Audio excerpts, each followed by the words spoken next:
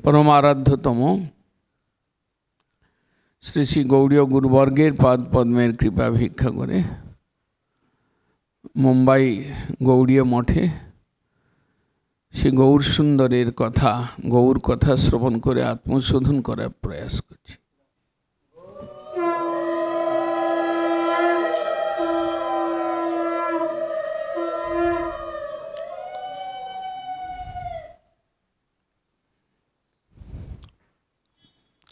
गौर कथा चैतन्य महाप्रभु के संबंधित कथा। पहले हम लोगों को समझना पड़ेगा कि गौर कौन है, चैतन्य महाप्रभु कौन है। ये क्या अवतार है या अवतारी है, कृष्ण से भिन्न है या अभिन्न है। कलियुग में इनका आने का आवश्यकता क्या है, ये सब कथा हम लोग कथा के माध्यम से श्रवण करेंगे। कृष्णदास कविराज बोल रहा है कि मैं तो चैतन्य लीला का वर्णन शुरू किया था, लेकिन चैतन्य लीला वर्णन करते करते मेरे अंदर ये अनुभव आया कि मैं टूनी पाखी, एक छोटा सा पक्षी है, मैं उसका बराबर हूँ मैं, कि मैं समुद्र, चैतन्य महाप्रभु का कथा एकदम समुद्र तुल्य है। मैं वहाँ पर तृष्णार्थ होकर गौर कथा सुनने के लिए हम गए, लेकिन कितना गौर कथा मैं चर्चा कर पाया। एक टूनी पक्षी जैसे कि तृष्णार्थ होकर समुद्र के पानी लिया, 2-3 बार ओठ से अपना पानी लिया, मैं उतना ही ले पाया, बाकी तो बाकी छूट गया, बाकी हम उसमें स्पर्श नहीं कर पाया। और चैतन्य भागवत में वृंदावन दास ठाकुर जो मूल महाप्रभु का लीला वर्णन करने वाला है, वो बोल रहा है पक्षी जानो आकाशेर अंत नहीं पाए, जार যত दूर शक्ति तत दूर उड़ी जाए। एक पक्षी आकाश में उड़ता है, उड़ते उड़ते आखिर में वो थक जाते हैं, क्योंकि आकाश का अंत नहीं है। तो क्या करते हैं, फिर जितना दूर शक्ति वहां चलकर फिर नीचे आ जाता है, अपना पेड़ के डाली में बैठ जाता है। वो वृंदावन दास ठाकुर जो चैतन्य महाप्रभु का गुण का वर्णन किया, उन्होंने कहते हैं कि जैसा एक पक्षी आकाश का कोई अंत नहीं पाता है और उड़ने का जितना शक्ति होता वो उड़ के वापस आ जाता अपना नीड़ में, ऐसे ही मैं चैतन्य भागवत का चैतन्य लीला का वर्णन किया। ये आकाश सदृश है, इसका कोई अंत नहीं है। देखिए वेदव्यास जी भी स्वयं इतना बात नहीं बोला, जो भागवत का रचना किया उन्होंने थके नहीं है, लेकिन चैतन्य लीला वर्णन करते करते वेदव्यास के अवतार वृंदावन दास ठाकुर थक गए। और वृंदावन दास ठाकुर चैतन्य लीला को आकाश के साथ तुलना किया, और कृष्णदास कविराज गोस्वामी पाद चैतन्य लीला को एक समुद्र के साथ तुलना किया, और आपने को एक छोटा चिड़िया तृष्णार्थ पानी पीने के प्यासी होकर वो महाप्रभु का लीला को वर्णन करने गए। देखा कि ये तो समुद्र तुल्य है, मैं कुछ नहीं। ये है चैतन्य कथा, ये है गौर कथा। आप कलियुग के मनुष्य है, निश्चित रूप से आपको अंदर क्या कमी है आपको देखना ही पड़ेगा। जो देखता है उसका जीवन सार्थक बन जाता है। आपके अंदर क्या कमी है आप नहीं जानते हैं, तो आपका सुधार कैसे होगा। आप जानते हैं मेरा अंदर बहुत कुछ है, मेरा इतना पैसा है, मेरा इतना फ्लैट है, मेरा इतना लड़का है, मेरा इतना पोता है। आप तो सब मेरा मेरा करते करते आप समझते हैं कि आप भरे हुए हैं, लेकिन आपका झोला पूरा खाली है। वास्तव में आपका झोला खाली है। देखिएगा जाने के समय पर झोला हल्का हो जाएगा, जाने के समय पर केवल पाप का झोला भरा रहेगा, और आप जो अपना अपना करके इकट्ठा किया था वो झोला खाली मिलेगा आपको।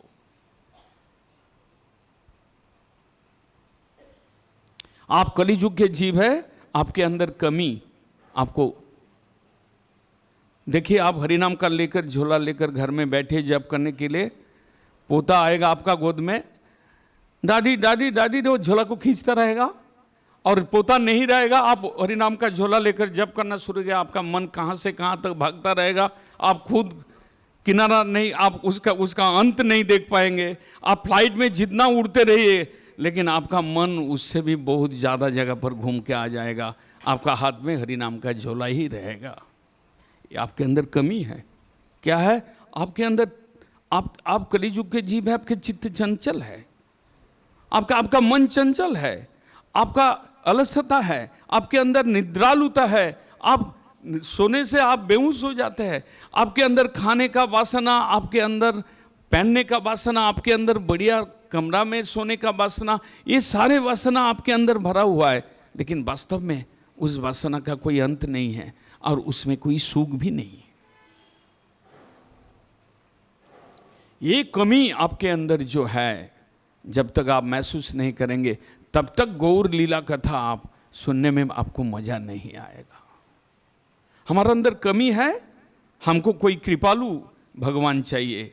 हमारे अंदर असुविधा है ज़्यादा, हम कृष्ण छोड़कर, कृष्ण हो सकता है बहुत बहुत पूर्णता उनके अंदर है, ऐश्वर्य, माधुर्य, कारुण्य, उनका स्वरूप एकदम पूर्ण है, लेकिन औदार्य गुण उनके अंदर नहीं है, कमी है। चैतन्य महाप्रभु के अंदर उदारता है। वो देखा कि मैं कलियुग में आया, कलियुग के जीव इतना तप जग यज्ञ साधन नहीं कर सकता है, इसलिए उनको थोड़ा दवाई भी थोड़ा सा हल्का देना पड़ेगा, दवाई उनको थोड़ा सहज दवाई देना पड़ेगा, कम कीमत वाला दवाई देना पड़ेगा।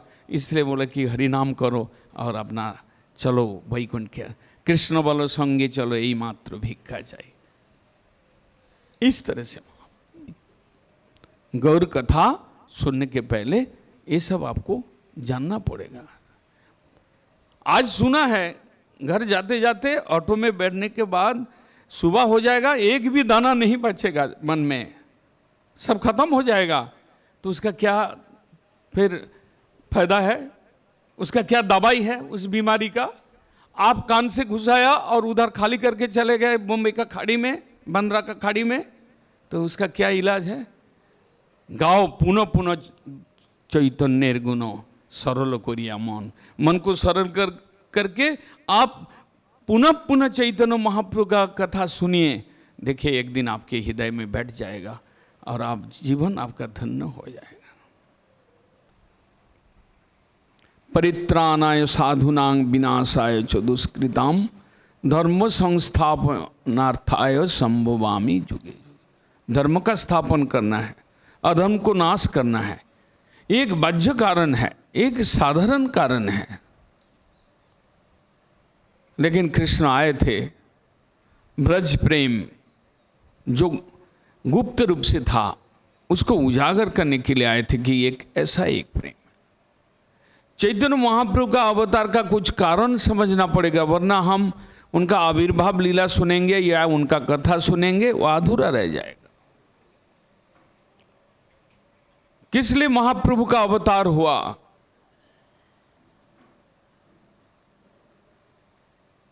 जब नरसिंह देव का प्रार्थना कर रहे थे प्रहलाद महाराज, स्तुति कर रहे थे,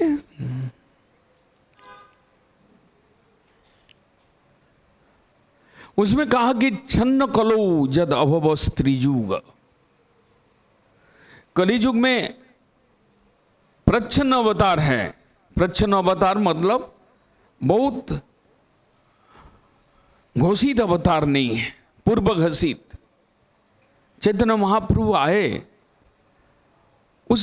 उनका आने का कारण श्रवण करने से हम लोग को मालूम हो जाएगा कि ये घोषणा करने का नहीं था, व्यक्त करने का, खुला आम बोलने का कि ये अवतार मैं लेने जा रहा हूं, ऐसा नहीं हुआ।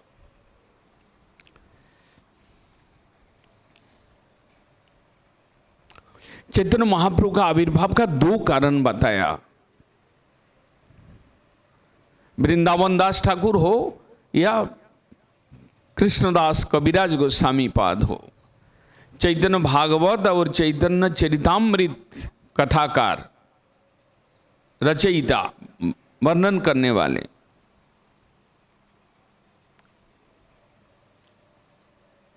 कबीराज गोस्वामी पाद अपना मंगलाचरण में ही बोल दिया कि महाप्रभु आने का दो कारण है, एक बाह्य कारण है और एक मुख्य कारण है। बाह्य कारण क्या है? अनर्पित चरिंग चिरात कोरोने अवतीर्ण कलु समर्पयितुमुन्नतु जलरसांग सभोक्ति स्त्रियम।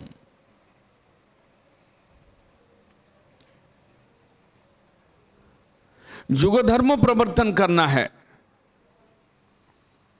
युग धर्म प्रवर्तन करने के लिए चैतन्य देव आए और युग धर्म था कलियुग का युग धर्म नाम संकीर्तन। चैतन्य महाप्रभु आके नाम संकीर्तन का प्रचार किया। महाप्रभु का आविर्भाव से पहले इतना नाम संकीर्तन का सत्य त्रेता और दापर युग में तो नहीं था। कलियुग के प्रारंभ में महाप्रभु के आने के पहले भी इतना नाम संकीर्तन, हरि संकीर्तन का प्रभाव, प्रादुर्भाव नहीं था। महाप्रभु जगधर्म, कलियुग का जगधर्म जो नाम संकीर्तन, उसको प्रकाश करने के लिए आए। इसलिए महाप्रभु जब नवद्वीप में आए, थोड़े दिन संस्कृत विद्या चर्चा करने के बाद उन्होंने श्रीवास पंडित के घर पर संकीर्तन शुरू कर दिया। पहले बद्धदार कमरा के अंदर, उसके बाद ओपनली महाप्रभु नगर संकीर्तन करते थे। सब भक्त लोगों, लाखों लोग उनके पीछे दौड़ते थे। उसमें अंधा, खंजर, लंगड़ास, हिंदू, मुस्लिम, क्रिश्चियन सब उसमें महाप्रभु के कीर्तन के बन्या में, कीर्तन के रस में डूब जाते थे। महाप्रभु कोई जाति विचार भी नहीं किया। युग धर्म प्रवर्तन হয় अंश হইতে आमा बिना केह नारे कृष्ण प्रेम दीते। उस युग धर्म नाम संकीर्तन, हरि कीर्तन का प्रचार करने के लिए आया। करते करते करते करते ऐसा समय आया, ऐसा भाव आया, महाप्रभु जिसको मर्जी कृष्ण प्रेम देना शुरू कर दिया। प्रेम धन बिना मोर व्यर्थ जीवन। वास्तव में मनुष्य जब जन्म मिला, जड़ीय प्रेम, भौतिक प्रेम, ये हम लोग के पास है। ये प्रेम बड़ा अस्थाई है, क्षणभंगुर है। इस प्रेम में साइड इफेक्ट है, बैड इफेक्ट है। ये प्रेम दुख प्रद है। लेकिन आध्यात्मिक चेतना को लेकर जब आप हरि प्रेम, कृष्ण प्रेम, भगवत प्रेम में आप डूब जाएंगे, उस समय जीवन का आनंद ले सकते हैं। ये निष्काम होते हैं, ये निर्गुण होते हैं, और ये प्रेम कभी दुख नहीं देगा, केवल आनंद घन समुद्र में आपको डुबो देगा। कृष्ण प्रेम महाप्रभु स्वयं वर्णन किए कि पुरुषार्थ, धर्म, अर्थ, काम और मोक्ष को श्रेष्ठ पुरुषार्थ मानते थे शास्त्रों में। चैतन्य महाप्रभु के आने के बाद पंचम पुरुषार्थ कृष्ण प्रेम आ गया, तो सर्वश्रेष्ठ पुरुषार्थ कृष्ण प्रेम बन गया। वो मोक्ष के अंदर भी कुछ कमी होता है। संसार दुख के निवृत्ति के नाम मोक्ष कहा जाता है, लेकिन दुख निवृत्ति और पूर्ण सुख प्राप्ति ये एक चीज नहीं होता है। एक आदमी अन्याय किया, वो पकड़कर जेल में डाल दिया। जेल से जब 15-20 साल पहले उनको छुटकारा मिला, तो उसको मुक्ति का आनंद कहते हैं कि जेल से आप निकल कर आए, आप मुक्त हो गए, ये आपका एक आनंद है। लेकिन जब तक आप अपना परिवार से नहीं मिलते हैं, जब तक आपका पत्नी, पुत्र और माता पिता सबके साथ आप जाकर प्रेम का व्यवहार, आनंद नहीं लेते हैं, तब तक वो मुक्ति संपूर्ण नहीं है। ऐसे ही भागवत बोलते हैं कि सर्वश्रेष्ठ पुरुषार्थ कृष्ण प्रेम, जो गोपियां के अंदर थी।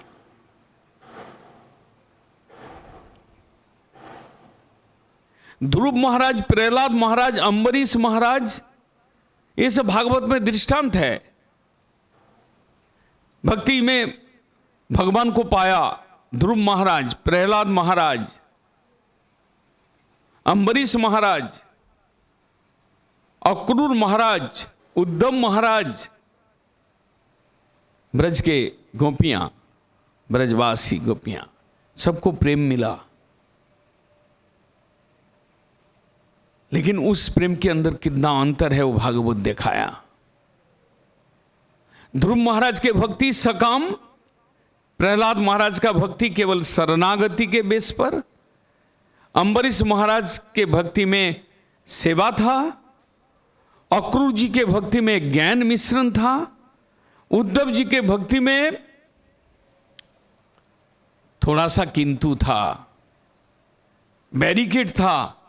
ब्रजवासी जो ब्रज के गोपियां का जो भक्ति है उसमें कोई बैरिकेड नहीं था। इसलिए भागवत क्रम परिजाय में दिखाया कि गोपी प्रेम सर्वश्रेष्ठ है और वही परमतम पुरुषार्थ है। चैतन्य महाप्रभु उस प्रेम को दिखाया। चैतन्य महाप्रभु कभी ध्रुव प्रहलाद के प्रेम का परम पुरुषार्थ के रूप में स्वीकार नहीं किए। धर्म, अर्थ, काम, मोक्ष, उसके आगे जाके कृष्ण प्रेम, चैतन्य महाप्रभु उस प्रेम दान करने के लिए कलि युग में आए। ये बाह्य कारण है उनका। एक युग धर्म प्रवर्तन, हरिनाम संकीर्तन का प्रथा ले आया महाप्रभु, और एक कृष्ण प्रेम का साधन ले आया, कृष्ण प्रेम आचरण करके दिखाया। साथ साथ अविचार, किसी को विचार नहीं किया ये यज्ञ ये अयज्ञ, ऐसा विचार नहीं किया, प्रेम दान किया। एक कुष्ठ रोगी थे साउथ में, हमारा भारतवर्ष के, जो उड़ीसा प्रदेश के आगे जाकर कुर्म तीर्थ, वहाँ पर जाके एक वसुदेव विप्र थे जो उनका सारा शरीर में कुष्ठ था। महाप्रभु उसको आलिंगन किया, आलिंगन करने की वजह से उसका कुष्ठ व्याधि चला गया। उसके बाद उन्होंने बोला कि मैं क्या करूं, मैं अच्छा शरीर हो जाएगा तो मेरा अंदर अहंकार आ जाएगा, मैं तो उससे अच्छा, मेरा जो कुष्ठ व्याधि था उससे मेरा हृदय तापित थे, दुखी थे, प्रभु का नाम ले लेते थे, अभी मेरा शरीर। महाप्रभु कहते हैं कभू तुम्हार नहीं बे बाधिबे विषय तरंग, तुम निरंतर कृष्ण नाम लो, कभी भी तुमको इस संसार के सुख, विषय सुख तुमको ग्रास नहीं कर सकता है। तुम कृष्ण नाम करते करते तुम्हारा अंदर प्रेम उदय होगा। जिस प्रेम पंचम पुरुषार्थ है, श्रेष्ठ परमतम पुरुषार्थ है। महाप्रभु बाद में उस कुष्ठ विप्र को प्रेम देकर गए। इस तरह से प्रेम दान करना उनका अवतार का एक कारण था, लेकिन मुख्य कारण कुछ और है। भक्ति में आप चलते रहेंगे, भक्ति करते रहेंगे, भक्ति समझते रहेंगे, कृपा होता रहेगा, तब ये मुख्य कारण को आप समझ सकते हैं। महाप्रभु का आविर्भाव का जो मुख्य कारण क्या है, थोड़ा गंभीर सिद्धांत, गहरा सिद्धांत है। कविराज गोस्वामी पाद रूप सनातन के कृपा से, महाप्रभु के कृपा से उसको व्यक्त किया, तभी हम लोग जान पाए, नहीं तो हम लोग जान नहीं पाते। श्री राधया प्रण महिमा कीदृशो वा अनया एव आसाद्यो जिनाद्भुत मधुरिमा कीदृशो वा मदीय सौखंचा मदनुभवतो कीदृतं वेति लोभा तद्भावाढ्य समजनी शचि गर्भ सिंधु हरिंदु। तीन कारण, मुख्य कारण था, गूढ़ कारण था कि चैतन्य महाप्रभु स्वयं कृष्ण चैतन्य महाप्रभु के रूप में उनको इस संसार में आना पड़ा। कहानी शुरू होता है जब कृष्ण 11 साल उम्र तक वृंदावन में बहुत लीला किए, सबको आनंदित कर दिया, सबको आकर्षित कर दिया, सबने सब के सब एकदम चरम आनंद भोग रहे थे। लेकिन जब अक्रूर जी आया, जब कंस ने उनको मार नहीं पाया, बहुत सारे असुर को भेजा, लेकिन सब के सब असुर एक एक करके मर गए, लेकिन कृष्ण को मार नहीं पाया। वो फिर अपना युक्ति परामर्श करते हैं और विचार करते हैं कि कृष्ण को कैसे मारा जाएगा। बाद में विचार का नतीजा ये निकला कि मैं मथुरा मंडल में एक धनुर्यज्ञ का आयोजन करेंगे, जिसमें गलत तरीका से कृष्ण और बलराम को मारेंगे। उसमें धनुर्यज्ञ के गेट पर एक पगला हाथी को रखेंगे, वो दोनों भाई को पैर से दबकर मार देगा। वो अगर प्लानिंग फेल हो जाएगा, अंदर में जाके मल्ल युद्ध होगा चाणूर और मुष्टि के साथ कृष्ण बलराम। जो बड़ा बड़ा पहलवान है, जिसका उम्र 40 साल है, 11 साल के कृष्ण और बलराम के साथ, 12-13 साल का बलराम और 11 साल के कृष्ण के साथ उसको लड़ाएंगे। कंस का विचार है। क्या करते हैं, अक्रूर जी को भेजते हैं। वो विश्वासी है, कृष्ण बलराम, नंद महाराज, ब्रज के लोग भी उनको मानते हैं क्योंकि वो कृष्ण के चाचा लगते थे। तो अक्रूर जी को समझाया। अक्रूर जी कंस के मंत्री थे। अक्रूर जी को बोला कि तुम दोनों, मैं धनुर्यज्ञ का आयोजन कर रहा हूँ, दोनों बच्चा को रथ में बैठा कर ले आओ, हम बड़ा खुशी हो जाएंगे कि कृष्ण बलराम हमारा यज्ञ में आया, हमारा जय जयकार हो जाएगा।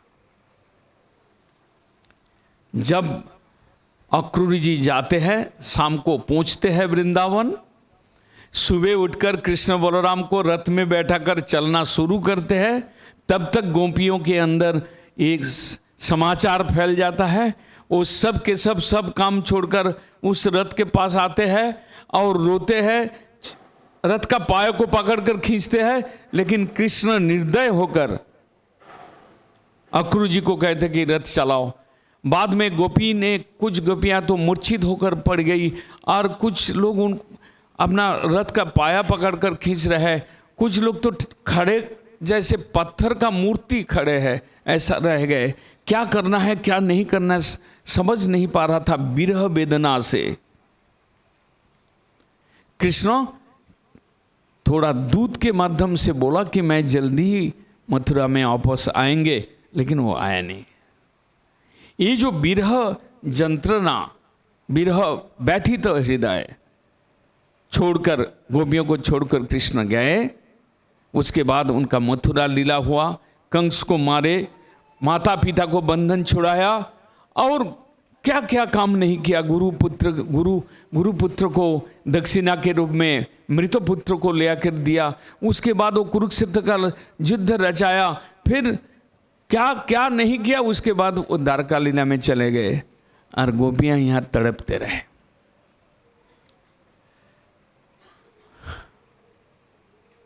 वो बीच में एक बार उन्होंने उद्धव जी को भेजा कि तुम थोड़ा गोपियों को सांत्वना देकर आओ, उनको समझा के आओ, उनका हृदय के दर्द थोड़ा कम करके आओ। एक काम में दो काम करना था। उद्धव के अंदर एक विचार था, मैं कृष्ण के सबसे ज़्यादा प्यारा हूँ। वहाँ पर जाके देखा कि मैं तो कुछ भी नहीं हूँ, गोपियों का बात सुनकर। और गोपियों को कुछ सांत्वना दिया। उन्होंने 6 महीने तक वृंदावन में रहकर घूम घूम के कृष्ण जहाँ जहाँ लीला किए सबका बात उठाकर गोपियों को मन में याद दिलाकर कृष्ण कथा करते करते वो लोग का मन में कुछ थोड़ा सा सांत्वना मिला। जब उद्धव जी कृष्ण के पास वापस आते हैं, उसके बाद कृष्ण बीच बीच में सोचते हैं कि गोपियां का प्रेम अतुलनीय है, अतुल्य, संसार में इसका कोई दृष्टांत नहीं है। कृष्ण ने सोचे ये प्रेम मैं खुद ही सोच नहीं सकता था कि खासकर जो राधा जी है, राधा जी के हृदय में जो प्यार है वो हम दुनिया के सब का चित्त को मैं अपने ओर आकर्षित करता हूं और मेरे को राधा जी आकर्षित करता है। उनके अंदर क्या शक्ति है। मैं सबका आकर्षक हूं और राधा जी मेरा आकर्षक है। इसका कारण क्या है और ढूंढना है। उस कारण ढूंढते ढूंढते चैतन्य महाप्रभु के रूप में आ गए वो। इस कारण को ढूंढते ढूंढते बहुत ढूंढे, लेकिन वो कृष्ण अवतार में इसको कारण को ढूंढ नहीं पाए। फिर उनको ऐसा करना पड़ा। इसमें 3 कारण है कि राधा जी का भाव क्या है। राधा जी के अंदर जो प्रेम है वो प्रेम सर्वश्रेष्ठ है, मेरे को भी आकर्षण क्यों करता है। और राधा जी जो खुश, उनके अंदर जो आनंद आस्वादन करते हैं वो मेरा आनंद से कई गुना अधिक है। ये 2-3 कारण से, कारण को लेकर सोचते सोचते कृष्ण हैरान हो गया। हैरान होते होते कृष्ण को एक दिन विचार में आया कि मैं इस 3 प्रश्नों का उत्तर को ढूंढने के लिए मेरे को फिर दोबारा आना पड़ेगा। मैं जिस रोल करने के लिए यहाँ आए, मैं कृष्ण श्रेष्ठ परम पुरुषोत्तम, मैं इस रोल से नाटक में ये रोल थोड़ा बदलना पड़ेगा। मेरे को राधा भाव लेकर, राधा दूती लेकर, राधा का वर्ण तप्त कांचन गौरांगी, राधा का वर्ण और राधा का भाव लेकर कलियुग के प्रथम संध्या में चैतन्य महाप्रभु के रूप में आए कृष्ण स्वयं। ये प्रेम लीला है, एक गूढ़ कारण है। इसको ज़्यादा हम लोग मतलब सोचना या ज़्यादा व्याख्यान करने का ज़्यादा जरूरत नहीं है, लेकिन ये बड़ा गूढ़ कारण है। चैतन्य महाप्रभु मुख्य कारण, कृष्ण स्वयं राधा प्रेम को समझने के लिए कलियुग में आए चैतन्य महाप्रभु के रूप में। और आते आते उन्होंने देखा कलियुग के जीव बड़ा स्वल्पायु, अल्पमेधा, अन्नग्रत प्राण, काम क्रोध के दास, हिंसा देश कलह मात्सर्य से पीड़ित, ऐसा जीव कलियुग के जीव, इनके लिए कोई सहज रास्ता निकला जाए। हरिनाम संकीर्तन ले आया और सबको अकातर में प्रेम दान किया। ये चैतन्य महाप्रभु का बड़ा दान है।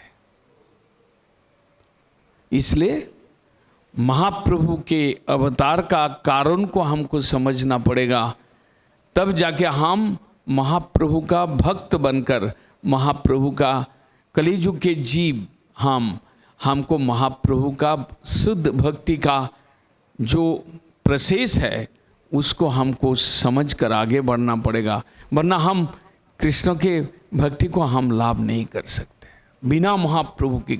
इसलिए गौड़ीय मठ में 3 मूर्ति आप लोग देखते हैं। कई लोग समझते हैं कि गौड़ीय मठ में 3 मूर्ति क्यों है। राधा कृष्ण तो उपास्य है हमारा, लेकिन चैतन्य महाप्रभु का प्रोसेस, चैतन्य महाप्रभु राधा कृष्ण के मिलित तनु है। चैतन्य महाप्रभु शुद्ध भक्ति दुनिया में प्रकट किया, इसलिए गौड़ीय मठ में लगाया हुआ है एसी, भगवान को गर्मी के दिन में ठंड मिले, इसलिए भगवान को स्वेटर और चादर चढ़ाया जाता है। इसलिए भगवान का रोज रोज श्रृंगार होता है कि आप जैसे रोज कपड़ा बदलते हैं। इसलिए भगवान का 3 थाली में भोग लगता है, और आप कितना सूखा रोटी खाए, लेकिन भगवान का भोग भगवान का सुख के लिए बनाया जाता है। यहाँ पर कोई किराएदार और तनख्वाहदार आदमी सेवा, मठ में कम आदमी दिखाई पड़ता है, लेकिन प्रेम भाव से, भक्ति भाव से, शुद्ध भाव से यहाँ पर सेवा होता है। 3 मूर्ति है। बिना चैतन्य की कृपा से आप राधा गोविंद का विशुद्ध भक्ति को आचरण नहीं कर सकते। इसलिए महाप्रभु का आविर्भाव का कारण हमको समझ, एक बाह्य कारण, एक मुख्य कारण। बाह्य कारण में हरिनाम संकीर्तन वो ले आया, युग धर्म प्रवर्तन किया, सत्य ध्यान दापरिक यज्ञ, सत्य ध्यान त्रेताय यज्ञ दापरे अर्चन, कलियुगेर युग धर्म नाम संकीर्तन। इस युग में याग यज्ञ तपस्या ध्यान नहीं है। आप ध्यान करने बैठेंगे मन विचलित हो जाएगा। आप यज्ञ करने जाएंगे, बहुत सारे खर्चा है, आप शुद्ध रूप से द्रव्य नहीं मिलता है, शुद्ध ब्राह्मण नहीं मिलेगा, तो आप यज्ञ नहीं कर सकते। इस युग में, दापर युग में पूजा का विधान था और कली युग में हरिनाम संकीर्तन। इसलिए सर्वत्र आज पृथ्वी व्यापी हरिनाम संकीर्तन हो रहा है, केवल भारतवर्ष नहीं। महाप्रभु ने फोरकास्ट किया था, महाप्रभु ने इच्छा व्यक्त किए थे, चैतन्य महाप्रभु, पृथ्वी पर्यंत যত नगरादि ग्राम सर्वत्र संचार होइबे मोर नाम। मैं कृष्ण नाम ले आया, एक कृष्ण नाम पृथ्वी पर्यंत जाएगा, भारतवर्ष के बाहर जाएगा, गांव में जाएगा, शहर में जाएगा, देश विदेश में जाएगा। वो आज हम लोग देख रहे हैं कि आज आप देखते रहेंगे कि कितना हरिनाम संकीर्तन का बन्या प्रवाहित हो रहा है। हम लोग आगे कल श्रवण करेंगे। आप लोग धैर्य के साथ, श्रद्धा के साथ श्रवण करेंगे, आप लोग को लाभ होगा। वंशा कल्पतरुभ्यश्च कृपा सिंधु भैवच पतितानां पावनेभ्यो वैष्णवेभ्यो